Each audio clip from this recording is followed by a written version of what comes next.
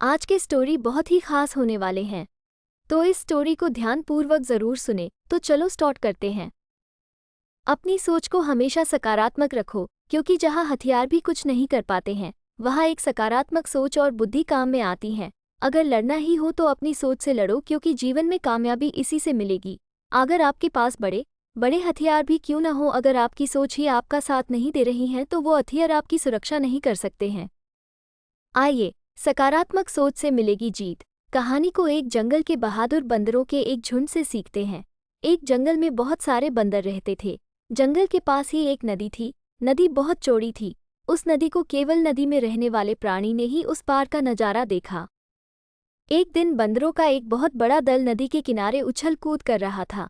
तभी नदी में से मेंढकों ने उनको चुनौती देते हुए कहा, तुम में से किसी में भी इतना दम नहीं कि तुम एक बार भी इस नदी को पार करके नदी के उस पार जा सके। तभी उसी नदी में से एक मछली बोली, तुम भी किसको चुनौती दे रहे हो? भला ये बंदर कैसे नदी को पार कर पाएंगे? ये सिर्फ जमीन और पेड़ों पर ही उछल कूद कर सकते हैं।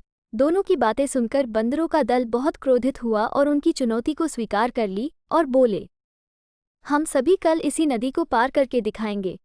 मेढक बोला, सभी क्या तुम में से कोई एक भी तो नदी को पार करके बताए? तुम्हारे लिए नदी पार करना नामुमकिन है।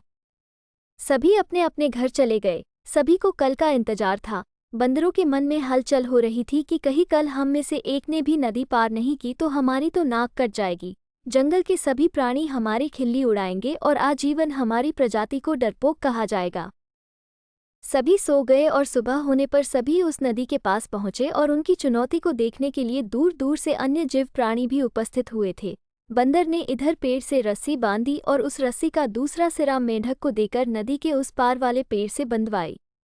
जंगल के सभी बंदरों ने रेस में हिस्सा लिया। उसी रेस में दो बंदरों ने भी हिस्सा लिया जो पास वाले जंगल से आए थे। उन दोनों में से एक बंदर बहरा था, किसी की आवाज सुन नहीं सकता, केवल इशारा या शरीर के हाव भाव से समझ जाता था।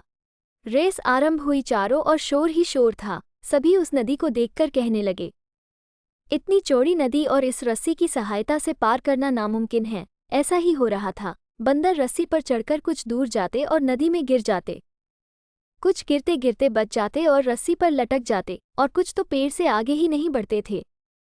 बार बार कोशिश करने के बाद भी कोई नदी पार नहीं कर पा रहा था।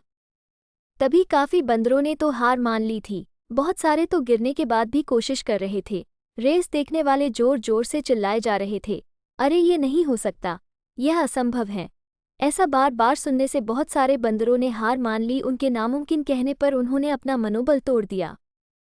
लेकिन उन्हीं में से एक बंदर लगातार रस्सी पर आगे बढ़ता जा रहा था।